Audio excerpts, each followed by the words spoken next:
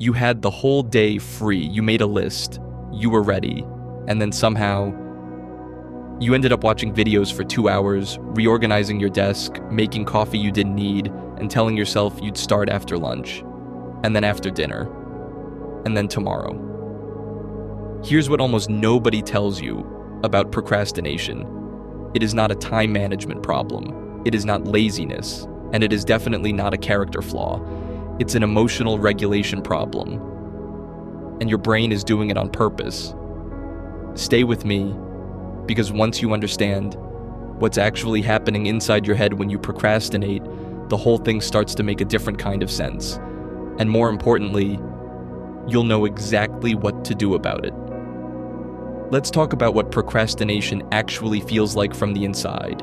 It's not that you don't want to do the thing. You do. You care about it.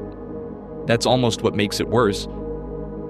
Because if you didn't care, you'd just not do it and move on. But instead, you think about it constantly. You feel guilty when you're avoiding it. You feel worse the longer you wait. And yet, you still can't seem to start. Sound familiar? That loop, care about it, avoid it, feel guilty, still avoid it, is one of the most common human experiences there is. Researchers estimate that roughly 20% of adults are chronic procrastinators. But in the moment, it feels uniquely personally broken. You're not broken. Your brain is just doing something very specific and very understandable when it makes you avoid. Here's what's actually happening. When you think about a task you've been avoiding, writing that email, starting that assignment, making that difficult phone call, your brain doesn't just register task, it registers threat. Specifically, your amygdala, the part of your brain responsible for emotional responses, detects discomfort. Maybe it's the fear of failure. Maybe it's boredom. Maybe it's the overwhelming feeling of not knowing where to start. Maybe it's the anxiety of being judged. Whatever the specific flavor, your brain files it under. This feels bad. And your brain's primary job? Avoid things that feel bad. So it does what it's designed to do. It pulls your attention away from the threatening task and towards something that feels better right now. Social media, YouTube, a snack, literally anything else. And here's where it gets interesting. When you switch to that easier thing, your brain gets a tiny hit of dopamine. That's the neurotransmitter associated with reward and pleasure. Your brain registers, avoided the bad thing, got a good thing. And it learns. Next time that task comes up, the avoidance reflex is even faster. This is why procrastination gets worse the longer you leave it. You're literally training your brain to avoid. There was a landmark study by researchers Fushia Sirois and Timothy Fickel.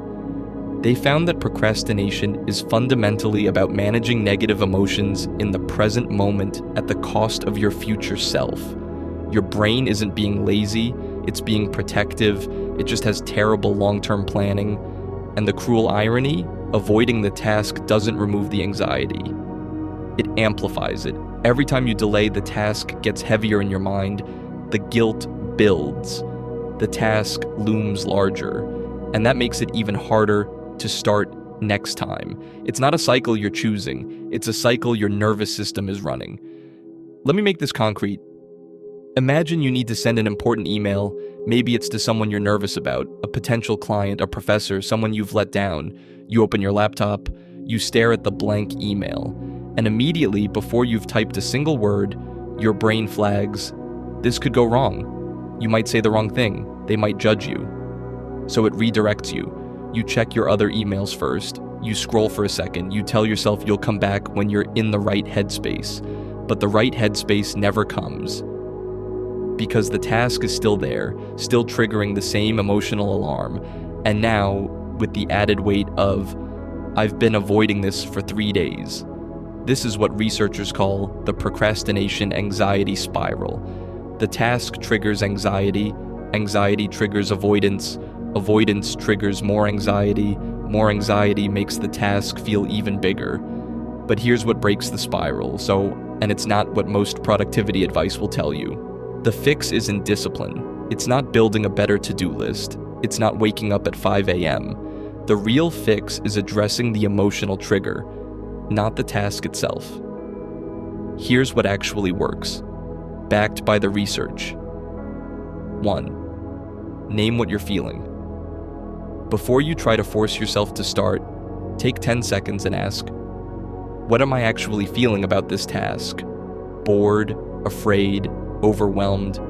Just naming the emotion reduces its intensity. Neuroscientists call this affect labeling. Putting feelings into words literally calms the amygdala response.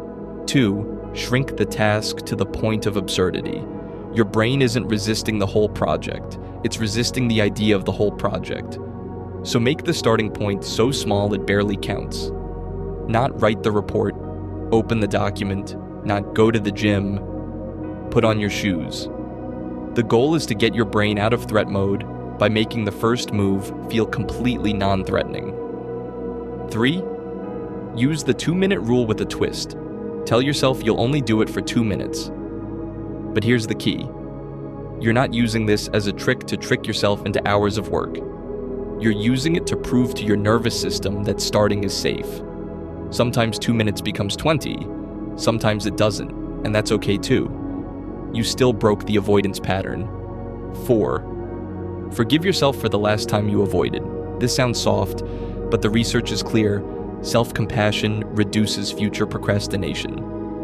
A 2010 study found that students who forgave themselves for procrastinating on one exam were less likely to procrastinate on the next one. Guilt keeps the cycle going.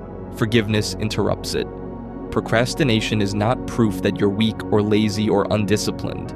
It's proof that you're human, with a brain that's trying to protect you, even when it's making things harder. The moment you stop fighting yourself and start working with your brain, that's when things actually start to shift. If this video gave you a slightly different way of seeing yourself today, that's exactly what this channel is for. Subscribe for a new video every week, and I'll see you in the next one.